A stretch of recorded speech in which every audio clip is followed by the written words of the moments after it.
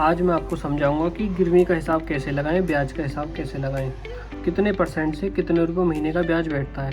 मान लीजिए आपने 10,000 रुपये किसी सुनार से लिए और ये पैसे लिए 3 जनवरी 2025 को, और ब्याज दर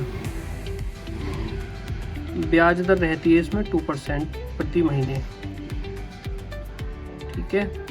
अब यदि आपने 3 जनवरी 2025 को 10,000 रुपये लिए और आप अब छुटाने जो जाते हो 3 जनवरी 2026 को जाते हो, तो सीधा सीधा 1 साल हो गया आपका।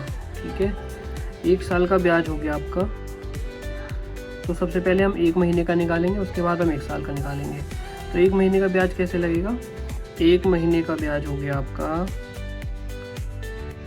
10,000 रुपये का 2% से 200 रुपये महीने। अब 200 रुपये महीने ये हमारा आ गया। इसको क्या करेंगे हम, 200 रुपये महीने 1 महीने का निकल के आ गया गुणा 12 महीने, तो ये निकल के आ गया हमारा 2400 रुपये टोटल 1 साल का। यहाँ हमारा 1 साल का ब्याज निकल के आ गया। कुल मिला के 10,000 रुपये आपकी असल हुई और 2400 रुपये इसका ब्याज हुआ। टोटल 12,400 रुपये हो गए। 200 रुपये महीने के हिसाब से 12 महीने के 2400 रुपये और पूरी साल का ब्याज हुआ 12,400 रुपये। अब यहीं यदि 11 महीने हुए हैं किसी चीज़ को तो 200 गुणा 11 कर लेंगे, और 10 महीने हुए हैं तो 200 गुणा 10 कर लेंगे, और यदि 8 महीने हुए हैं तो 200 गुणा 8 कर लेंगे।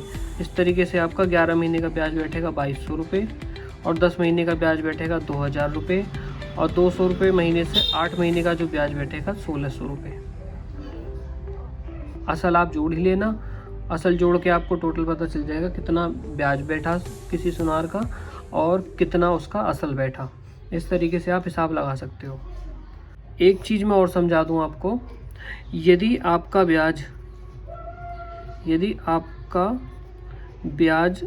2.5% से है, 2.5% से, तो 10,000 का जो ब्याज बनेगा 1 महीने का वो बैठेगा 250 रुपये।